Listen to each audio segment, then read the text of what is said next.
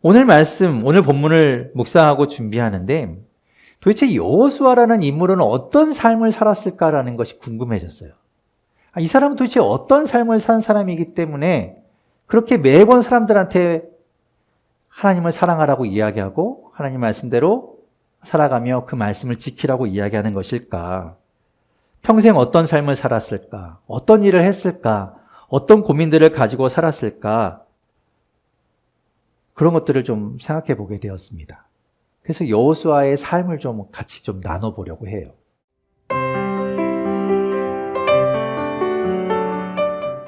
2년 전이죠. 2011년 1월에 한 여론조사 발표가 있었어요. 근데 대대적으로는 여론조사는 아니었고, 한 기독교 단체에서 한 여론조사였는데요.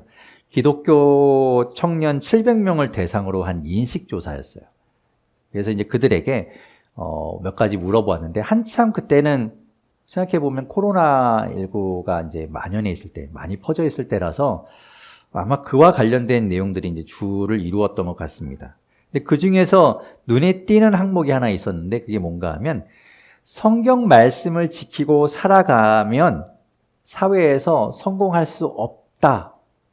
그렇게 생각하냐, 아니냐. 이런 항목이 있었나 봐요. 그런데 거기에 대해서 사람들이, 청년들이죠. 20, 30대 청년들, 기독교인이라고 부르는 그 청년들이 뭐라고 답했는가 하면, 성경 말씀을 지키며 살면 사회에서 성공할 수 없다라는데 40.4%의 청년들이 그렇다고 답했습니다. 그렇다면 나머지 59.6%는 그래도 성공할 수 있다라고 생각하는 것인지, 아니면 그냥 나는 잘 모르겠다라고 답했는지, 그런 거에 대해서는 자세하게 보도자료를 냈고 있지 않아서 알 수는 없었지만, 아무튼 그 수치를 이야기하는 거 보면 그나마 그 수치가 가장 높게 나왔다는 이야기겠죠. 그러니까 기독교인이라고 부르는 청년들 20대, 30대 700명 가운데 40%의 사람들은 성경 말씀대로 살아가면 사회에서 성공할 수 없다라고 생각한다는 겁니다. 여러분은 어떻게 생각하시나요? 여러분도 그렇게 생각되시나요? 근데 저는 이 질문에 문제가 있다고 생각합니다. 여러분도 아셔야 돼요. 이 질문은 분명히 문제 있는 질문입니다. 잘못된 질문이에요. 우리가 예수님을 믿고 하나님의 말씀대로 살아가는 것은 성공하기 위한 것이 아닙니다. 그렇죠? 사회에서 말하는, 세상에서 말하는 성공하고 연결시킬 수가 없는 이야기예요. 성경에서 말하는 성공은 세상에서 말하는 것처럼 부와 명예를 얻는 것, 그 성공하고는 다른 성공입니다. 오히려 성경 말씀대로 살아가는 그 자체가 성공이라고 할 수 있어요. 그런데 이렇게 질문을, 성경 말씀을 지키며 살면 사회에서 성공할 수 없냐라고 물어본다면 두 가지 가치를 동등하게 놓고 생각하게 됩니다. 성경 말씀대로 살아가는 것, 세상에서 성공하는 것, 이것이 동등한 가치이구나라고 인식한다는 거죠. 그래서 같이 놓고 본다는 거예요. 그러니까 그렇게 연결시키면 안 되죠. 그래서 그 질문을 받아서 저도 느끼는 순간, 그러면 성공하려면 하나님 말씀대로 살면 안 되는구나라는 인식을 갖게 되는 것 같습니다. 그렇게 연결짓게 된다는 거죠. 이 설문에 답한 700명의 청년들과 함께 이 보도를 접한 많은 사람들이 그렇게 생각하지 않았으면 좋겠습니다. 여러분도 마찬가지고요. 성경 말씀대로 살아가는 것과 세상에서 말하는 성공은 같은 기준으로 보면 안 됩니다. 저는 목회자로서 늘 고민이 되고 늘 풀어야 하는 숙제처럼 여겨지는 것이 한 가지 있어요. 그것이 무엇인가 하면, 우리가 믿는 이 신앙이라는 것이 우리의 삶과 어떻게 연결될 것인가라는 것에 대해서 항상 고민합니다. 그래서 그것을 여러분에게 어떻게 이야기해 줘야 될까? 신앙을 과연 어떻게 연결시켜야 될까? 우리의 삶에서 믿음이라는 것을 어떻게 삶에 적용시켜야 될까? 이런 것들에 대해서 항상 고민합니다. 아마 여러분도 고민하시겠지만 말이죠. 이거는 나이의 문제가 아니에요. 어른들만의 문제가 아니라 고민이도 아마 그런 고민을 하게 될 거고 그런 걸 부딪힐 거예요. 내가 믿는 신앙과 학교에서, 친구들과에서 어떻게 그걸 적용시켜 나가야 될 것인가에 대해서 고민이 될 거예요. 부딪힐 수밖에 없어요. 그래서 사람들은 어떤 결론을 내린가 하면 신앙은 신앙이고 믿음은 믿음이고 삶은 삶이다라고 결론을 내립니다. 그래서 이중적으로 생각해요. 이건 이거고 이건 이거고 서로 연결시키기를 거부합니다. 많은 분들을 제가 만나보는데 목회자로서 설교단에서 설교를 하면서 지켜보면 이 목회단에서 이야기하는 메시지가 삶에 적용이 안 된다고 생각하는 것이 눈에 보입니다. 그렇게 보여요. 목사가 뭐 사회를 알면 뭘 알아? 목사들은 맨날 그냥 교회만 있고 성경만 보니까 저렇게 이야기하지. 세상에서는 그렇지 않은데 목사들은 아무것도 모르니까 저런 소리 한다. 라는 것이 눈에 보입니다. 실제로 그렇죠. 목사들은 실제 여러분이 살고 있는 삶의 자리하고는 다른 곳에 살고 있는 것 사실입니다. 근래에는 목회자들 가운데도 목회 이외에 많은 일들을 하는 목회자들이 있습니다. 생계를 위해서 하는 분들도 많이 있고 또 그 중에는 또 실제로 사회의 모든 것들을 접하기 위해서 하는 분들도 있지요.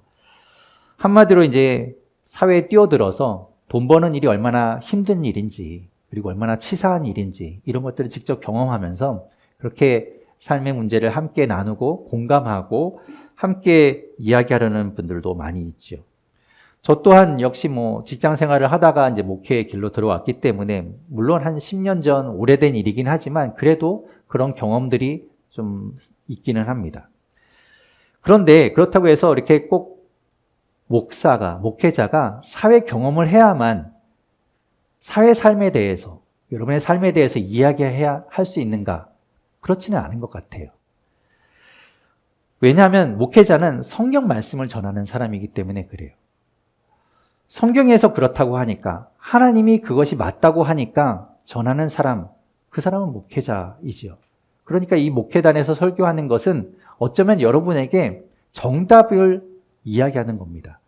그 사람이 살아서 정답을 이야기하는 게 아니라 성경에서 하나님이 여기에서 그렇게 사는 것이 맞다고 이야기하기 때문에 저는 여러분에게 그것을 전하고 있는 것이죠. 지난주에 여호수아가 어떤 이야기를 했는가 하면 모든 가나안 땅 정복을 다 마친 이후에 이제 자기가 정한 그 요단강을 건너 동편 쪽에 있는 그 땅으로 이제 돌아가려고 하는 루벤 지파, 갓 지파, 므낫세의 반쪽 지파에게 돌아가는 그들을 붙들어 놓고 이야기하잖아요. 당신들 돌아가면 하나님을 꼭 사랑하고 하나님 말씀을 지키며 살아가십시오라는 당부를 하죠. 오늘 본문에도 보면 그 뒤에 지난주에 있던 사건 뒤에도 시간이 좀 흘러서 이제 여호수아가 나이가 많이 들었습니다. 그 나이가 많이 든 여호수아가 온 이스라엘의 지도자들을 다 불러 모읍니다. 각 지파의 지도자들, 우두머리들, 그리고 재판장들, 관리들을 모아놓고 그들에게도 동일한 이야기를 또 하고 있어요. 하나님을 사랑하십시오. 하나님 말씀대로 살아가십시오. 하나님 말씀을 지키십시오. 그 이야기를 합니다. 오늘 본문을 묵상하고 준비하는데 도대체 여호수아라는 인물은 어떤 삶을 살았을까라는 것이 궁금해졌어요. 이 사람은 도대체 어떤 삶을 산 사람이기 때문에 그렇게 매번 사람들한테 하나님을 사랑하라고 이야기하고 하나님 말씀대로 살아가며 그 말씀을 지키라고 이야기하는 것일까? 평생 어떤 삶을 살았을까? 어떤 일을 했을까? 어떤 고민들을 가지고 살았을까? 그런 것들을 좀 생각해 보게 되었습니다. 그래서 여호수아의 삶을 좀 같이 좀 나눠보려고 해요. 여호수아라는 사람의 원래 이름은 호세아였어요. 호세아라는 뜻은 구원이라는 뜻입니다. 그런데 이 모세가 그 호세아를 여호수아라는 이름으로 바꿔 불러요. 여호수아는 여가 하나 붙어서 여호와는 구원이시다라는 뜻입니다. 그래서 이제 원래 구원이라는 이름을 갖고 있던 호세아를 여호수아라고 부르죠. 여호수아라는 말이 예수와 그리고 우리가 너무 잘 아는 예수 다 같은 말입니다. 다 같은 뜻이에요. 근데 이제 히브리식으로 쓰느냐 헬라식으로 쓰느냐 그걸 어떻게 읽느냐에 따라서 발음이 좀 달라지는 거지 다 같은 말입니다. 여호수아는 모세와 아론처럼 레위 지파가 아니에요. 에브라임 지파 사람입니다. 그러니까 다시 말하면 여호수아는요, 성막에서 제사를 섬기는 사람이 아니었어요. 종교인이 아니라는 말이에요. 종교인이 아니라 오히려 장군에 가깝습니다. 지금으로 말하면 국방부 장관 정도 될 것 같아요. 처음 그가 성경에 등장하는 것은 출애굽기 17장에서입니다. 이스라엘 백성들이 이제 출애굽해서 이집트를 빠져나와서 시내산이라는 곳에 가서 하나님의 말씀을 받지요. 근데 그 시내산에 도착하기 전에 르비딤이라는 곳에 들르게 되는데요. 그 르비딤이 아마도 이제 광야였던 것 같아요. 그래서 물이 없어서 이스라엘 백성들이 목이 마르다고 막 원망하고 불평합니다. 아니, 여기서 우리 다 목말라 죽게 생겼다. 그래서 이제 모세가 하나님 앞에 기도하죠. 하나님, 저 사람들 죽겠다고 난리칩니다. 이거 어떻게 하면 좋습니까? 그때 하나님이 이야기하시는 것은 네가 가진 지팡이를 가지고 바위를 치라. 그러면 거기서 물이 나올 것이다 라고 이야기하세요. 실제로 그렇게 했더니 물이 나와서 백성들이 물을 마십니다. 이제 겨우 이제 막 힘을 다시 이제 얻게 되었겠죠. 그 와중에 아말렉 사람들이 이스라엘을 쳐들어와요. 공격해 옵니다. 정말 무방비 상태에 있던 이스라엘 백성들은 죽을 이제 뭐 위기에 처해 있는 거죠. 그때 그 위기 가운데 이제 넋을 놓고 죽게 생긴 그 가운데 이제 이런 일들이 벌어집니다. 출애굽기 17장 9절에서부터 13절 말씀을 제가 읽어볼게요.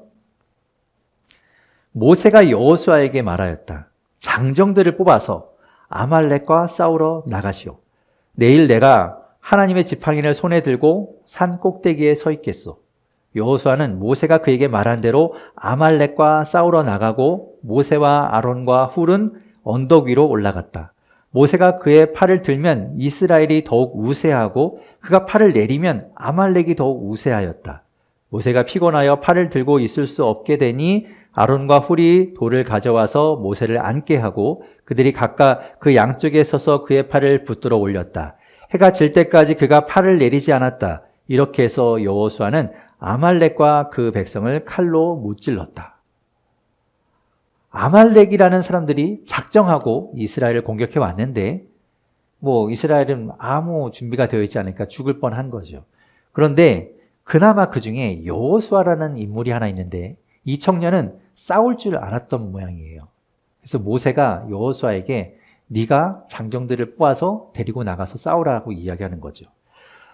이스라엘 백성들은 이집트를 빠져나왔을 때 뭐 무기를 제대로 챙겨 나왔겠습니까? 별거 없었어요. 그리고 그 사람들이 하던 일이라는 뭐 이집트에서 농사 짓고 또 목축업을 하거나 뭐 우리가 보았던 것처럼 벽돌 만들고 그래서 성 쌓고 이런 일 하던 사람들입니다. 군인들이 아니었어요. 그런 사람들 데리고 나가서 이제 막 대충 모아서 데리고 나가서 싸우는 거죠. 그러니 여호수아가 그나마 좀 그 중에서 싸움을 하는 사람이었기 때문에 싸울 수 있었겠죠. 물론 하나님이 하신 일입니다. 여호수아가 잘해서가 아니라 그런 오합지졸을 데리고 나가서도 싸울 수 있었던 것은 하나님이 하셨기 때문이에요. 그 뒤로 여호수아는 모세와 이제 함께 다닙니다. 모세가 가는 곳에 함께하고 모세가 하는 일에 동참합니다. 그래서 모세의 비서 내지는 경호원이었던 것 같아요. 그러면서도 모세 옆에서 항상 같이 보면서 이제 모세의 후계자로 이제 키워져 가는 것이죠. 모세가 시내산에 올라갔을 때 하나님 말씀을 받기 위해서 모세가 하나님을 만나러 올라갈 때도 여호수아는 함께합니다. 둘이 같이 올라가요. 출애굽기 24장 13절에 보면 모세가 일어나서 자기의 부관 여호수아와 함께 하나님의 산으로 올라갔다라고 말씀합니다.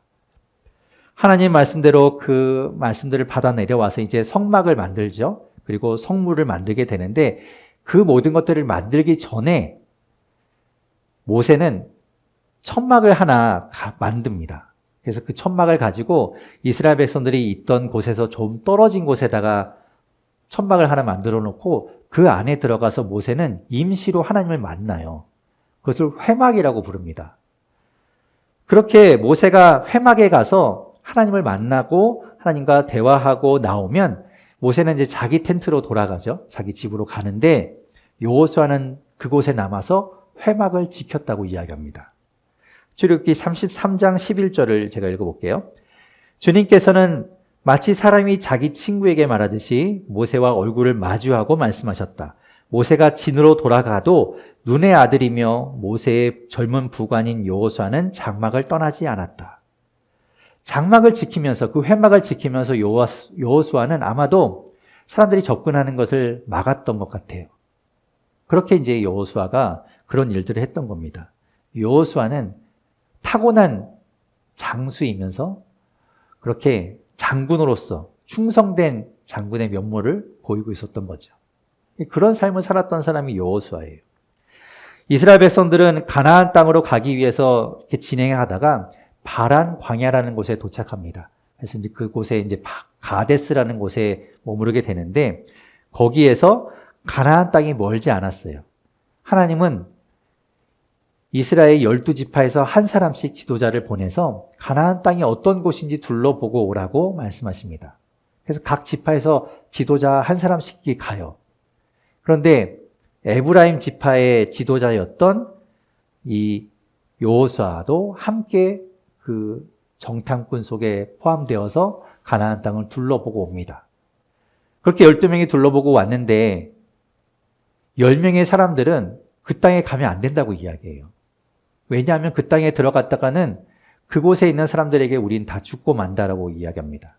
그런데 여호수아와 유다 지파의 대표였던 갈렙은 하나님이 말씀하셨으니 가도 된다고 이야기하죠. 그래서 지난 시간에 얘기했지만 그 10명의 사람들 때문에 말을 들은 이스라엘 백성들이 울며 불며 난리를 치고 하나님이 진노하셔서 그들이 20세 이상의 사람들은 가나안 땅에 들어가지 못하고 가나안 땅에서 다 죽게 됩니다. 그런데 여호수아와 갈렙만은 가나안 땅에 들어가게 되는 거예요. 모세는 이 여호수아를 다음 후계자로 세우게 됩니다. 여호수아 한 지파의 지도자였어요. 그리고 모세의 수행원이었고 부관이었고 이스라엘 전체의 장군이었고, 에브라임 지파가 몇 명이었는가 하면요, 20세 이상의 남자들만 세웠는데 4만 500명, 처음 세웠을 때는 4만 500명, 그 뒤에 세웠을 때는 3만 2,500명. 그러니까 뭐 장정만 그러니까 20세 이하 여자 그리고 노인들 다 하면 약 10만 명 정도의 지파였을 거예요. 거기에 지도자였습니다. 10만 명이면 여러분이 살고 있는 부는 대략 한 30만 명의 인구일 거예요. 그러니까 그 중에 3분의 1 정도 규모이죠. 그곳의 지도자였고 장군이었던 여호수아를 이제 모세 대신해서 이스라엘 전체의 지도자로 세우게 됩니다. 하나님께서 모세에게 이렇게 말씀하세요. 민수기 28장 18절에서 20절을 읽어보면 주님께서 모세에게 말씀하셨다. 너는 눈의 아들 여호수아를 데리고 오너라. 그는 영감을 받은 사람이다. 너는 그에게 손을 얹어라.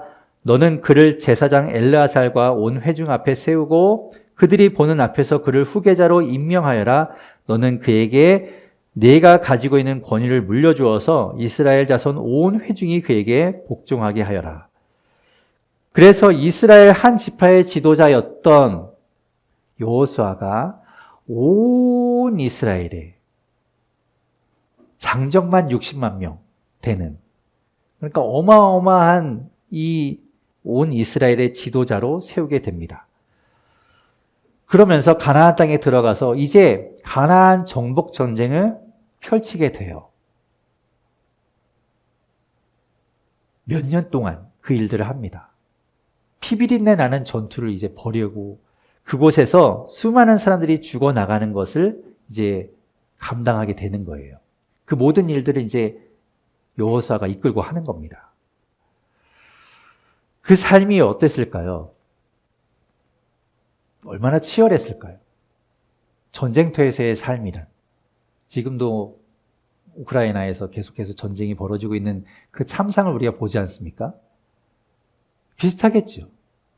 모든 것이 다 무너지고 불타고 시체들이 늘비한 그곳에 삶이란 상상할 수 없는 삶일 겁니다.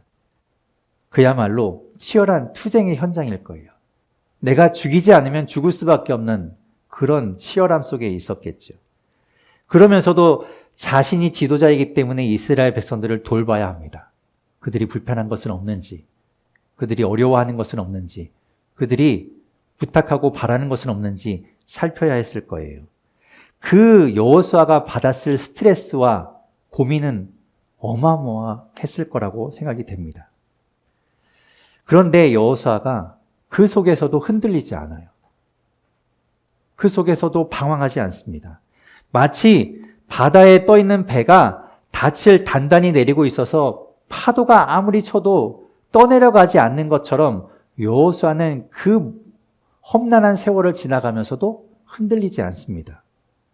그가 그렇게 단단히 닻을 내릴 수 있었고 흔들리지 않을 수 있었던 것은 하나님 때문이었어요. 그는 하나님을 붙들었거든요. 젊었을 때부터 모세 옆에서 그 모든 것들을 지켜보면서 하나님을 붙들어야 하는구나, 하나님 말씀대로 살아가야 하는구나, 그것을 잊지 않았어요. 그것을 체득했고 그것을 살아냈던 겁니다. 그렇게 살아본 여호수아가 오늘 본문에 말하고 있는 거예요. 오늘 본문 6절에서부터 8절을 같이 읽어보겠습니다. 6절에서부터 8절 함께 읽겠습니다. 시작. 그러므로 모세의 율법책에 기록된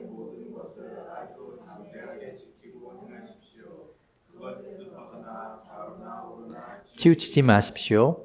당신들과 이웃한 남아있는 이 나라들과 사귀지 말며 그 신들의 이름을 부르거나 그 이름으로 맹세하지도 마십시오. 그것을 섬기거나 경배하지도 마십시오. 오직 당신들은 지금까지 해온 대로 주 당신들의 하나님만 가까이 하십시오. 아멘. 여호수아가 그렇게 살았거든요. 그렇게 치열하고 어려움 속에서도 다른 거 붙들 수 있었지만 오직 그는 하나님만을 붙들었고 그래서 그 모든 어려움을 지나왔거든요. 그래서 이야기하는 거예요. 당신들도 그렇게 하십시오. 이스라엘 백성들도 마찬가지로 그것을 경험했거든요. 그러니 그걸 잊지 말라고 이야기합니다. 여리고라는 아주 강하고 견고한 성이 있었지만 그들이 싸워보지도 않고 그 성을 함락시켰어요. 반대로 아이성이라는 보잘것없는 성, 그 성을 만만하게 보고 쉽게 덤볐다가 큰 참패를 당하기도 했습니다. 그러면서 그들이 생각했을 거예요. 하나님이 하셔야 되는구나. 하나님이 하셔야 이길 수 있는 것이고 하나님이 인도하셔야 갈 수 있는 거구나. 그걸 경험했을 거예요. 여호수아가 말하는 게 그겁니다. 그런 하나님을 붙드십시오. 그걸 잊지 마십시오. 그 경험을 여러분 잊으면 안 됩니다. 라고 이야기하고 있는 거죠. 세상의 일이라고 해서 내가 판단하고 내가 계산해서 추진한다고 되는 게 아닙니다. 하나님이 허락하셔야만 된다는 거예요. 하나님 말씀대로 살아가는 것, 하나님 말씀을 지키는 것이 세상을 살아가는 것과 절대 별개의 문제가 아닙니다. 왜냐하면 하나님은 지금 여기 예배당에만 계신 분이 아니에요. 여러분이 살아가는 그 삶의 현장에 하나님이 계십니다. 그리고 뒷방 늙은이처럼 그렇게 힘없이 계신 분이 아니에요. 이 세상을 주관하고 계시고 여러분이 하는 그 모든 일들 가운데 함께 하시며 그 일들이 하나님 섭리 안에서 이루어지도록 하시는 분이 하나님입니다. 그러니 전혀 별개일 수가 없어요. 여러분, 신앙과 삶이 분리될 수 없는 겁니다. 신앙 따로, 삶 따로가 될 수 없어요. 우리는 삶 속에서 신앙을 가지고 살아가야 합니다. 우리가 살아가는 삶을 얻기 위해서, 우리가 그곳에서 이기기 위해서, 극복하기 위해서, 투쟁이라는 말이 그런 뜻이더라고요. 얻기 위해서, 이기기 위해서, 극복하기 위해서 싸우는 싸움. 그 싸움에서 이기려면 하나님을 붙들어야 합니다. 하나님을 사랑해야 하고 하나님 말씀대로 지키며 살아가는 것이 방법이 될 수 있는 것이죠.